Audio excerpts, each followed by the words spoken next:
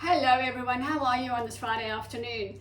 As you might know, if you've been following my Foodie Fun with Kel YouTube channel for a while, I used to bake recipes from children's stories, and I've recently pivoted to baking recipes from adult books.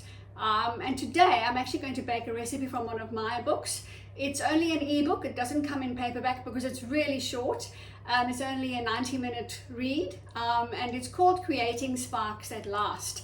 And it follows a date-year experiment that my husband and I did just for fun to create a bit of spark back in our relationship. And one of the dates that we went on was a dinner date, and the dessert was pecan pie. Now, pecan pie has always been my long-time favorite. And our evening ended up just being my husband and I and what I call guitar guy. He was playing, not my husband, the guitar guy was playing live music in the restaurant, and we were the only couple there, so it was a really special date for us. And so I wanted to recreate that date, which you can read about in my little book, Creating Sparks at Last. And incidentally, it's permanently 99 cents, so quick read, 99 cents, and so much value for your relationships, dating ideas, just a little bit of fun for your relationship.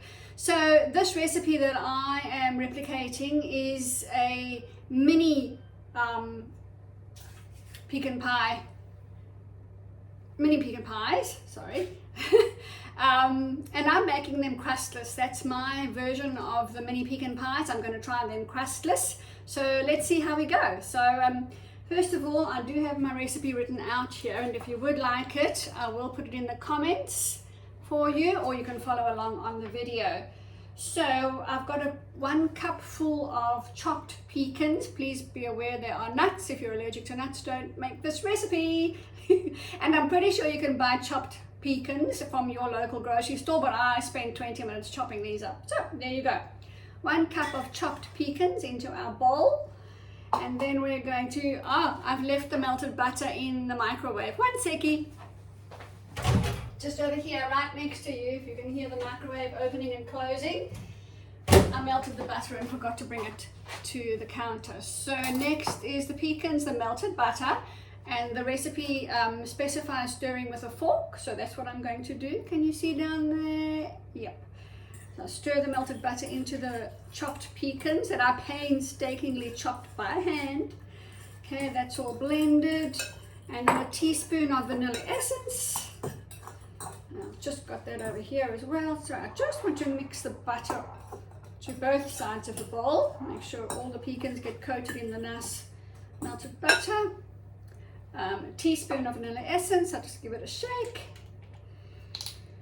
And into the pecan nuts and melted butter. 1 teaspoon. Can you see it there? Yep. I'll just sprinkle it evenly around. Give that a mix, and then next goes both of the sugars. Now the brown sugar was 1/3 cup, but I needed the cup to measure the flour, so that is a pre-measured 1/3 cup of brown sugar.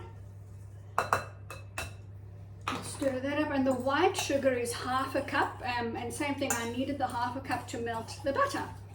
So I've poured my measured 1/2 cup of white sugar into a bigger cup. There it is, 1/2 cup of white sugar. I'll sprinkle that around. So obviously pecan nuts are really healthy for us. They've got a lot of nutrient value, which I don't recall offhand, but obviously all the sugar in here is going to probably negate the health benefits of pecan nuts. But anyway, we take the good with the bad, don't we? All right, so we've got our 2 sugars in. And then we're going to add 2 teaspoons of honey. Gosh, I've done another silly thing. I've got the sealed jar of honey. I have an open one in my pantry, just behind me, right over here. There we go. Okay, that's the open jar of honey. Nothing formal about my videos. Okay, 2 teaspoons. There's 1, and you know what, just to speed things up, I'm going to use the next clean teaspoon. There we go, 2 teaspoons of honey. We'll scoop them both in and stir it up. And then the flour is supposed to go in. Oh yeah, your flour goes in last. Okay, the honey's in. I'll just give the honey a stir. It's looking pretty lovely and golden, just like pecan pie should. And then the flour is only 1/3 of a cup, so it's really a mini recipe. I've sprayed 12 cupcakes here because I'm making it crustless, so I use patty pan papers. Really don't know if it's going to work out like that, and I really don't know if I was supposed to spray the patty pans because they're kind of stuck to the tray. But anyway, that's what I've done. And so here we are. Here's my 1/3 of a cup of flour. Now I only have self-raising flour. The recipe doesn't specify self-raising or plain, so hey ho, let's see what happens. I'll stir that all up until it's well blended. Sorry, there we go. I was just checking my time. On YouTube I've only got 10 minutes, so it would be funny if I was talking into the void right now. Alright, so I'm just blending the flour into this delicious chopped pecan nuts, brown sugar, white sugar, vanilla essence, honey. What else have we got in here? Is that everything? And the melted butter, of course. Okie doke, so there it looks beautifully well blended. Now, I wonder if you can see these here. The recipe says, I'll do that. The recipe says 2 teaspoons in each patty pan. So, and then it says to press it down really well because they do tend to rise, and well, of course I've added self-raising flour, so I'm quite excited to see how these turn out. And like I said, there's specifically to recreate that lovely little date I had with my husband and guitar guy with our pecan pie. We actually happened to be away for that date, but the rest of the dates in my little book, Creating Sparks at Last, are, some of them are home. They're not all expensive, they're all very affordable. Some of them are picnics, some of them are movie night. You know, like I said, they're very manageable, very fun, and they really did add a lot of value to our relationship. We've been married a very long time, and yeah, sometimes you just want to do things a little differently, add a little bit of fun, something, you know, exciting.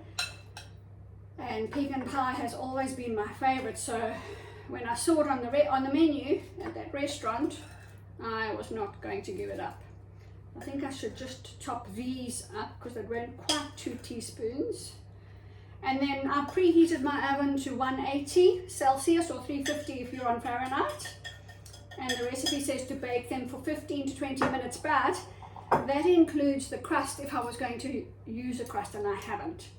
So I'm going to lean towards the 15-minute baking time.